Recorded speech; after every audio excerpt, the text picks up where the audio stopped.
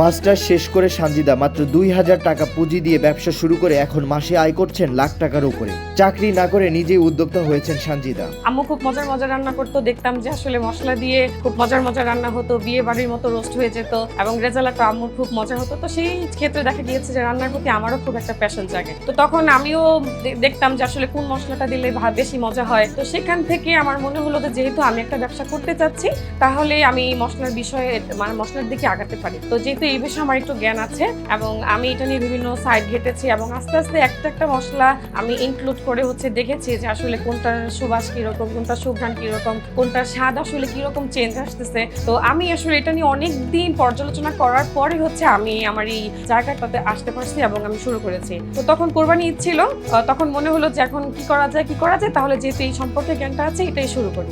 তো তখন মশলাটা দিয়ে শুরু করলাম। আল্লাহর রহমতে খুব অল্প সময় সাড়া পেয়েছি এবং মাত্র ২,০০০ টাকা দিয়ে আমি শুরু করেছিলাম। আল্লাহর রহমতে এখন আমার অনেক বড় একটা ইনভেস্ট আছে। চাকরির পেছনে না ছুটে লেখাপড়া শেষ করে মশলার ব্যবসা শুরু করেন সানজিদা। ছোট পরিসরে শুরু করলেও এখন তার বিক্রি লাখ টাকার উপরে। আমি যখন শুরু করেছিলাম তখন বাসা থেকে কোনো ধরনের সাপোর্ট আমি পাইনি। আমি এই রুমটার মধ্যে প্রায় ১.৫ মাস ছিলাম। আমি তখন বসে বসে চিন্তা করতাম যে আসলে আমি কি করব, কিভাবে আমার এই মশলা আমি নতুনত্ব আনতে পারি। তখন আমার দেখে গিয়েছে বিভিন্ন সাইটে ঢুকে পড়তাম যে এটা করলে বা এই মশলা দিলে স্বাদে নতুনত্ব আসতে পারে বা এর ডিফারেন্সটা একটু অন্যরকম হতে পারে, এর ফ্লেভারটা অন্যরকম হতে পারে, স্মেলটা অন্যরকম আসতে পারে, ফ্রেগ্রেন্সটা অন্যরকম আসতে পারে। তো এগুলো নিয়ে আমি বিভিন্ন পড়াশোনা করে বিভিন্ন সাইটে ঢুকে তারপরে আমি রুমটার মধ্যে প্রায় ১.৫ মাস ছিলাম, একদমই বের হইনি। আমার এই স্টিকার থেকে তৈরি করা থেকে, আমার মশলা তৈরি করা থেকে, এই ডিব্বা ডাব্বি নিয়ে থেকে শুরু করে আমি সবগুলো কাজ একাই করেছি। এবং এমনও সময় হয়েছে দেখা গিয়েছে যে বাসা থেকে তো সাপোর্ট করছিল না, মানে আমার এই ব্লেন্ডার করা থেকে শুরু করে এমন হয়ে গেছে যে আমি ফ্যান ছেড়ে জোরে গান ছেড়ে ব্লেন্ডার করতাম যাতে বাসা মানুষ শুনতে না পায়। আল্লাহর মধ্যে এখন সবাই সাপোর্ট করছে, এখন বড় মেশিনেই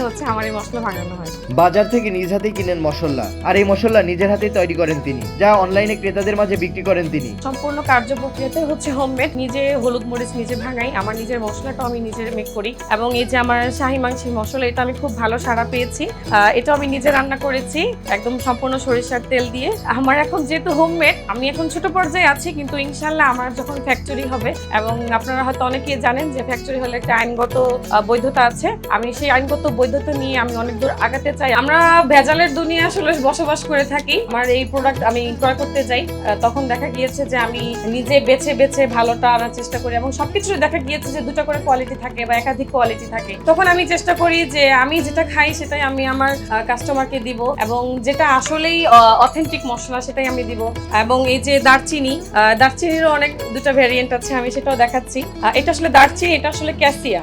প্রথম দিকে পরিবারের সহযোগিতা না পেলেও নিজ আগ্রহ ও কঠোর পরিশ্রমে এগিয়ে গেছেন সানজিদা। তবে সময়ের সাথে সাথে পরিবারের সদস্যরাও তার পাশে দাঁড়িয়েছেন। প্রথম দিকে যেহেতু বাসা থেকে ওরকম সাপোর্ট করছিল না, কারণ চাকরির জন্য পড়তে হবে, এটা আমাদের রীতি হয়ে গিয়েছিল। এখন আল্লাহর রহমতে আমাকে সবাই সাপোর্ট করছে এবং এই যে রমজানে আমার যেই একটা ধুম পড়ে গিয়েছিল মানে বেচা কেনার, তখন দেখা গিয়েছে যে আমার আব্বু রাত্রে 2টা-3টা পর্যন্ত দেখা গিয়েছে যে আমার বেসন প্যাকেট করেছে, আমার বোন প্যাকেটে সিল করেছে, আমার দুলাভাই দেখা গিয়েছে যে আমার মানে এন্ট্রিগুলো করেছে, যেখানে আমরা পার্সেলগুলো দিয়ে পাঠিয়ে থাকি, সেগুলো আমার বাসা সবাই থেকে আমাকে সাপোর্ট করেছে। এখন অবসরের সময়ে পরিবারের সবাই তাকে সাহায্য সহযোগিতা করেন, যা সানজিদার স্বপ্নকে আরো বড় করতে সাহায্য করছে। নাজমুস সাকিব, নিউজ 24, ঢাকা।